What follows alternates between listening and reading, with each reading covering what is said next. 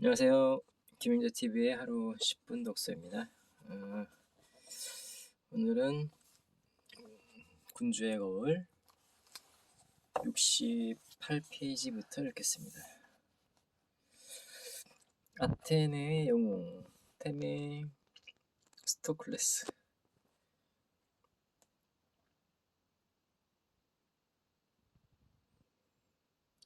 역사의 세 번째 주인공은 크세르크세스의 공격으로부터 그리스와 아테네를 구한 테미스토클레스다. 그는 그리스의 첫 번째 아포리아를 헤쳐나간 아테네의 위대한 영웅이었다. 우리는 앞서 역사의 두 주인공인 리디아의 크로이소스 왕과 페르시아의 크세르크세스 왕을 통해 절대로 본받지 말아야 할 반면교사를 확인했다. 그렇다면 이제부터 소개할 테미스토클레스를 통해 우리는 진정한 아포리아 시대의 영웅을 만나게 될까? 그는 헤로도토스부터 진정한 영웅의 대접을 받았을까? 그는 후대에 영원히 기억될 군주의 거울로 손색 없는 인물이었을까? 헤로도토스는 테미스토클레스가 언제나 돈 욕심이 많은 인물이었다고 묘사한다. 실제로 그는 우방 국가를 기만하고 뇌물을 받아 챙기기도 한 인물이다. 로마 시대의 역사가 플루타르코스는 일찍이 테미스토클레스보다 더 야심 많은 사람은 없었다고 일갈할 만큼 명예욕에서는 타의 추종을 불허한 인물이다. 테미스토클레스는 사람 됨됨이로 보자면 크로이소스나 크세르크세스와 크게 다를 바 없는 인물이었다. 불세출의 영웅이 등장하기를 고대한 독자들에게는 실망스러운 이야기가 아닐 수 없다. 마라톤 전쟁에서 그리스가 승리를 거두자 사람들이 모두 이 예기치 않은 승리에 환호하고 감격한 것과 달리 테미스토클레스는 안절부절했다고 한다. 예상을 뒤집는 기습공격 작전을 성공시켜 마라톤 전투를 승리로 이끈 밀티아데스 장군이 아테네의 모든 영광을 차지할까봐 두려웠던 것이다. 테미스토클레스는 야심으로 가득 찬 사람이었기에 밀티아데스가 모든 영광을 누리게 되면 자신에게 입신의 기회가 오지 않을까 노심초사했다. 물론 테미스토클레스는 장차 영웅으로 성장할 특출난 재능을 타고났다. 그는 미래를 예측하는 정확한 판단력과 수단과 방법을 가리지 않는 강한 추진력을 가지고 있었다. 그리스 사람들이 모두 마라톤 전투에서의 승리에 취해 있을 때 오직 그만이 페르시아의 재침공을 예측해 전쟁 준비를 제안했다. 그는 그리스를 승리로 이끌 전쟁의 방식까지도 정확하게 예측했다. 페르시아 군대가 전열을 정비한 뒤 반드시 바다와 해군력을 이용해 다시 침공에 오리라고 예측한 것이다.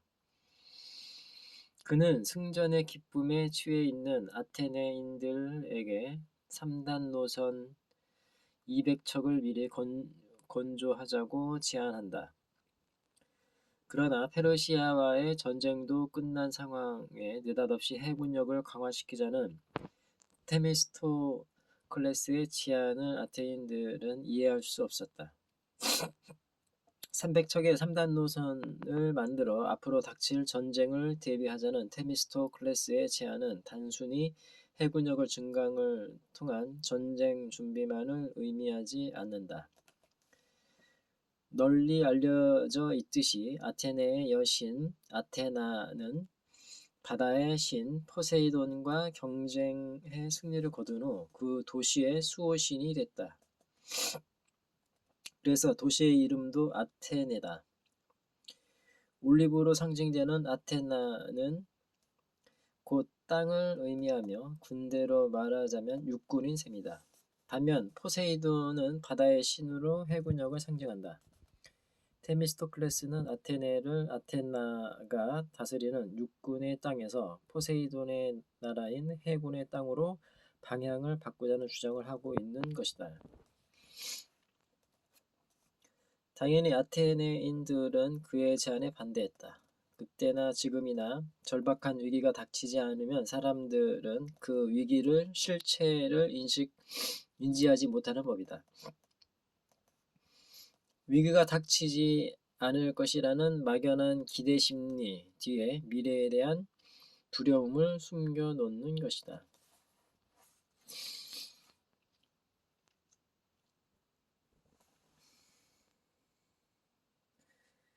피레우스 항구에 야외에 전시되어 있는 테미스토클레스 동상, 살라미스 해전의 영웅 테미스토클레스는 아테네부터 피레우스 항구를 연결하는 성벽을 쌓아 아테네 주변을 요새로 만들었다.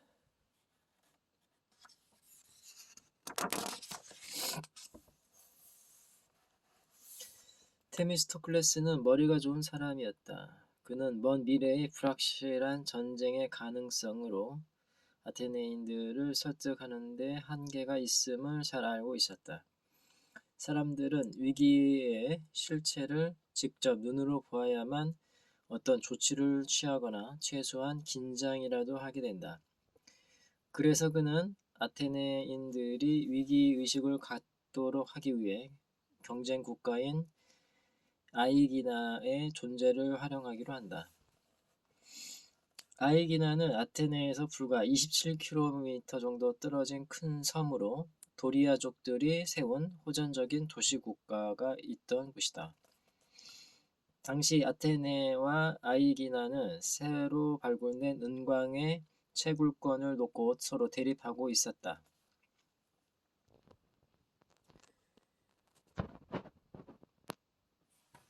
테미스토클레스는 그 아이기나가 언제 아테네를 침공할지 모르니 그 섬을 선제 공격하기 위해서는 3단 노선이 필요하다고 주장했다.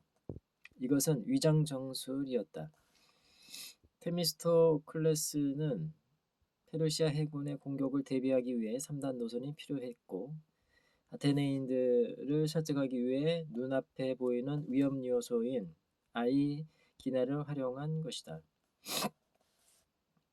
테미스토클레스는 이처럼 미래를 보는 통찰력뿐만 아니라 불리한 상황을 자신의 뜻대로 바꿀 수 있는 지략과 추진력을 겸비하고 있었다. 그리고 마라톤 전투가 끝난 지 겨우 10년이 지난 시점에 페르시아의 크세르크세스 왕이 500만 대군을 이끌고 그리스 침공을 개시했다는 소문이 아테네인들에게 전해졌다. 테미스토클레스의 예측이 적중한 것이다. 기대했던 스파르타군도 테르모빌레 전투에서 막강한 페르시아 군대에 밀려 전멸당하고 말았다. 아테네인들은 몹시 당황했다. 아예 아테네를 포기하고 이탈리아 남부로 나라를 통째로 옮기거나 이탈리아 남단의 시칠리아 섬에 새로운 나라를 세우자는 주장까지 나왔다. 임박한 적의 공격에 당황하던 아테네인들은 델포이 신전으로 사절단을 보내 아테네의 운명에 대한 신탁을 받기까지 했다. 테미스토클레스는 자신의 뜻대로 아테네를 이끌기 위해 이 델포이의 신탁까지 이용했다. 신탁의 내용은 다음과 같다. 가련한 자들이여 왜 여기 앉아 있는가? 그대들은 집과 그대들의 도시로 둘러싸인 높은 언덕을 떠나 대지의 끝으로 도망쳐라. 머리도 몸도 굳건하게 버티지 못할 것이며 아래쪽에 두 발과 두 손과 그 사이에 있는 어떤 것도 살아남지 못하리라. 멀리 보시는 제우스께서 그대에게 나무 성벽을 주실 것인즉 이 나무 성벽만이 파괴되지 않고 그대와 그대의 자식들을 도와주게 되리라. 그대는 대륙에서 기병과 보병의 대군이 다가오기를 가만히 기다리지 말고 등을 돌려 도망쳐라. 언젠가는 적군과 맞설 날이 다가오리라. 신성한 살라미스 섬이여, 데메테르가 씨를 뿌리거나 수확할 때 너는 여인들의 자식들을 죽이게 되리라. 페르시아의 침공을 앞두고 있던 아테네인들은 이 신탁의 내용을 각자 해석하고 싶은 대로 해석했다. 어떤 사람은 아크로폴리스 위로 올라가서 항전을 하자고 했다. 아크로폴리스가 가시나무 울타리로 둘러싸인 적이 있는데 신탁에서 언급된 나무 성벽을 아크로폴리스로 해석한 것이다. 또 어떤 사람은 도망쳐야 할 대지의 끝이 이탈리아라고 해석해 모두 그곳으로 도망가자는 주장을 펼치기도 했다.